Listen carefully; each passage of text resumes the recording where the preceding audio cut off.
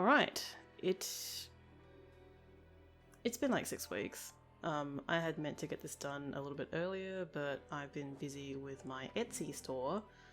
By the way, let's just low-key advertise that. I have an Etsy store. So this isn't really going to be talking about Bayonetta stuff, obviously, because there hasn't been any new Bayonetta stuff come out recently. I guess everyone's still waiting for E3 or whatever, just to hear something. And cynical as I am, I really do hope we hear something sooner rather than later. But yes, my Etsy store. I've had an Etsy store for a couple of years now, actually. Just selling some essentially cosplay stuff. Although it's just nice to have if you're a fan also, you know, of the little details you get in the game. Anyway, I mentioned that I should have had this out earlier because I mentioned on my Twitter account that I had played the DMC5 demo and that I was going to just put all my thoughts in a video instead of writing it in a whole bunch of disjointed tweets.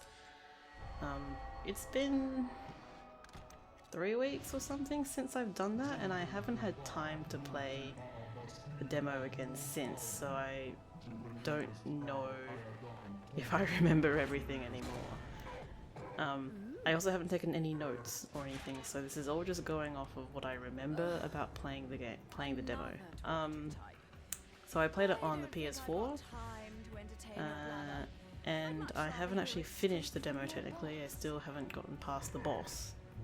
I don't know if it goes any further than just that. I guess I should also talk about my experience with the Devil May Cry series. I have DMC4 on Steam. I think I got to the Dante fight and then I couldn't do it, or I couldn't be bothered trying to smash my way through it, so I stopped playing. And I'm kind of at a point in my life now where I don't have the time to dedicate to playing games obsessively. Bayonetta seemed to have been an anomaly in that regard, in that I had the time because I was in between university and finding my job. So who knows if that will ever happen again. Anyway, DMC5, I played DMC4. From what I remember about Devil May Cry, it's kind of similar. I guess I'm gonna sound terribly uneducated because I don't know what all the mechanics are called or anything. I think it Exceed, you know, where you charge up your knife, charge up your sword, your motorcycle sword. That seems to be kind of the same. It's kind of hard for me to really speak about this because I think players of Bayonetta and DMC, or people who play either DMC or Bayonetta, will always have this problem when going to the other franchise because they try and play it like their game. So I think a rather contentious issue regarding this, for instance, is the lack of a dedicated dodge button in DMC. I admit it took me some time to get used to the dodging, once I sort of understood its mapping in Bayonetta 1, where you have to actually lock onto an enemy and use the jump button with a direction. I feel like dodging felt very clunky. I guess dodging has always felt very clunky for me in the Devil May Cry games. Bayonetta really does spoil you in that regard because it gives you lots of feedback when you do dodge correctly, because it is a game basically built around dodging. So I guess my issue was my issue with the demo and why I didn't finish it, because I was trying to learn how to dodge all his attacks and I just couldn't quite get the timing right, and then I just got sick of trying to play the game, play the stage over and over to get to that point, because everything else was, you know, okay. I do feel like if I had the time and means, I would totally play DMC5. It seems like a pretty fun game, and it's got that flavor, I suppose, that these games kind of itch. Mixing up my metaphors there. Let me think.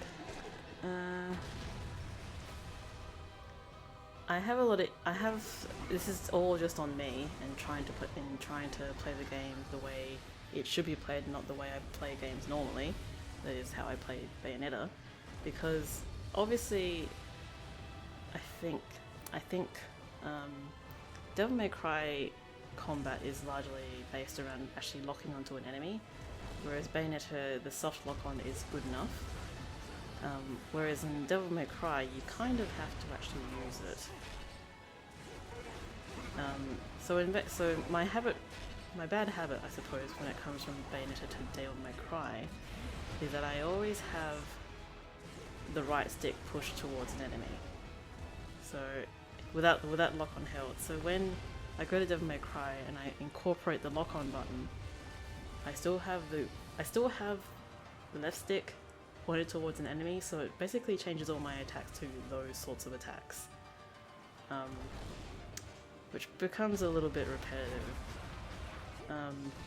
I did start to sort of play around with it a little bit on my, I don't know, I'm going to say like my 5th playthrough, once I sort of understood what was going on, but as I said, it would just take me some time to actually sit down with the game and play it to really get into it. I think the combat, once you get used to it, does seem pretty fun, and I totally would buy the game if it wasn't expensive as hell and if I had the time to play it. I really don't have time to play games these days anymore, so I don't even know what I'm doing with the gaming channel. But yeah, I would say I enjoyed it. It took me a long time to actually find the time to sit down and play it. And since playing it, I haven't had the time to play it again since, so I haven't finished the boss. I couldn't say I have any issues with the combat as of yet, but I totally come into that series as a complete and utter inexperienced person, so I don't know what the hell I'm talking about. But it's suffice to say, it seems like a fun game, and you know, has my thumbs up based on that demo, even though I haven't finished it. Maybe I didn't look hard enough for it, but I wish there was a move list. Kind of just got the feel for it for just pressing the attack button with different timings, but I do wish there was an actual list. There are obviously some transferable combos, so to speak, like, you know, Bayonetta's uppercut, you know, launcher, lock on, stick back from the enemy, punch. That transfers over pretty easily, so you understand that. What else? The jump is weird. Not having a double jump at the start is a bit strange, but it's not like platforming is a big deal in that demo.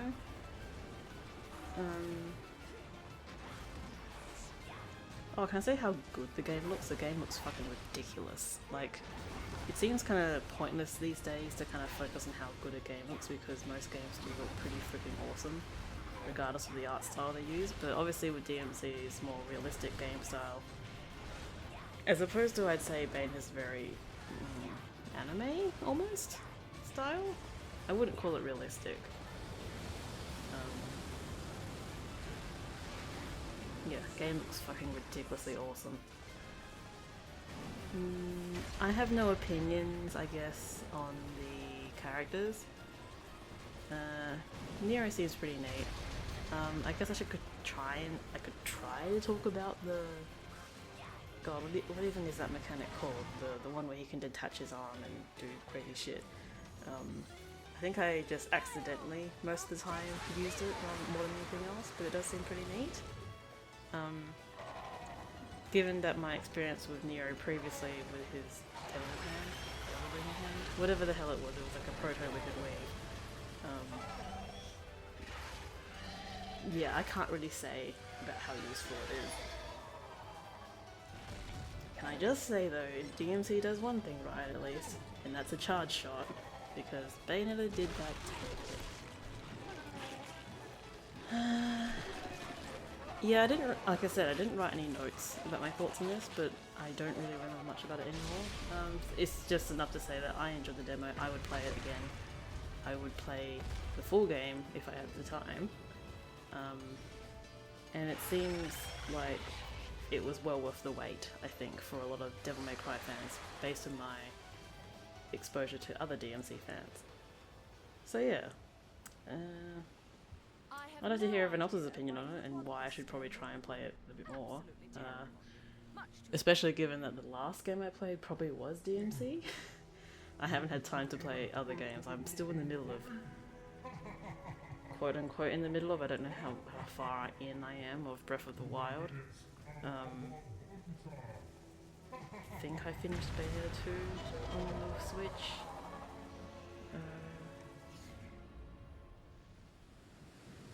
I guess I still got God of War to go through and other stuff. But yeah, gaming is not the most important thing to me anymore. Like I said, I've been spending a lot of time with my Etsy store, and that takes a surprising amount of time.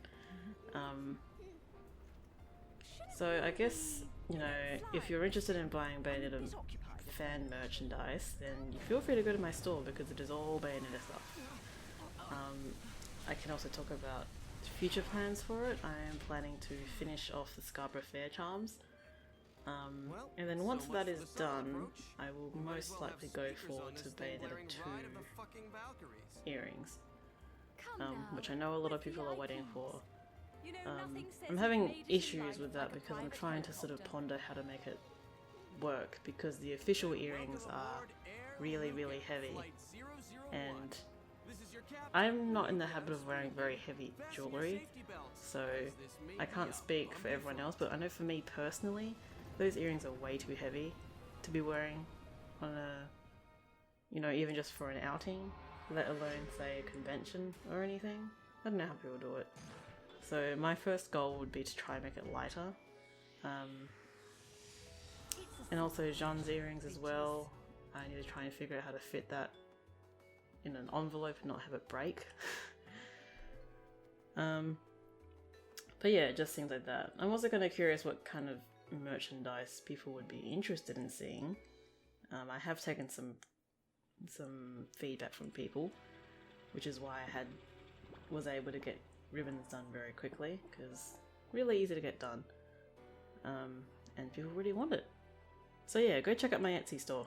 It's got a little bit of something for everyone, I hope. So I hope that video wrapped things up nicely for you guys, and I'll see you guys next time.